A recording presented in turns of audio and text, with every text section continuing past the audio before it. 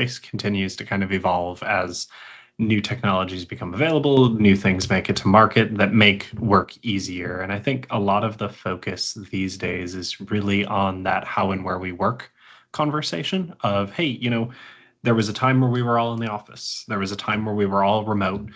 We continue to have this hybrid work story. You see news articles and announcements all the time about different organizations going back to office and saying, hey, we're going to go back to office full time. We're going to go to this hybrid work model.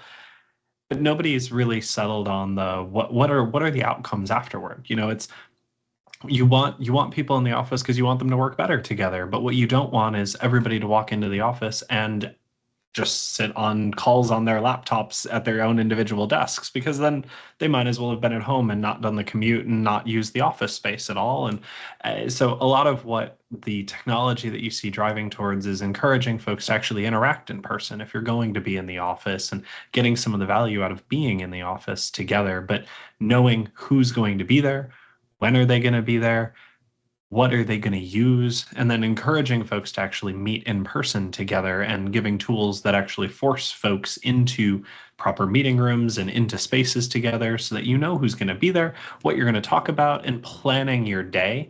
The AI elements to this are going to make it easier so that end users and business users don't need to think about that. It's not, oh, who's going to be there, what's going to be there, building that AI powered workplace and making sure that you actually know who's going to be there, what's going to happen, and what you're going to talk about that day.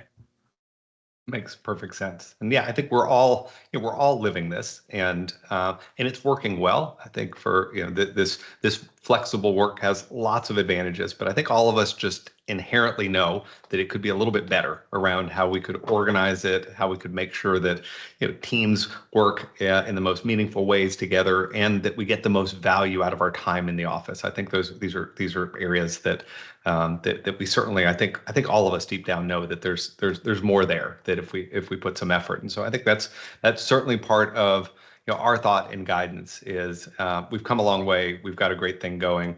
There are some tools, and certainly between what AI is bringing, some opportunities to better utilize and to collaborate in a more intelligent way. So we're going to dive into more of that. And as I mentioned, we're going to do some demos, and I'll just put the caveat out there.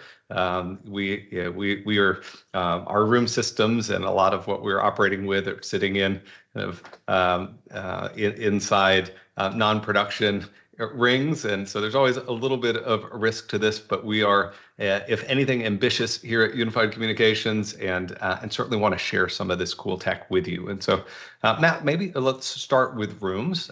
So many of us are depending on meeting recaps and the ability to interrogate a meeting transcript with Copilot, or to look at an intelligent recap. But for many organizations, rooms are a blind spot. When people have meetings in rooms, we're not getting all of that goodness out of the transcript, and then it's not flowing downstream, into the recap, or allowing us to get meaningful interaction out of Copilot.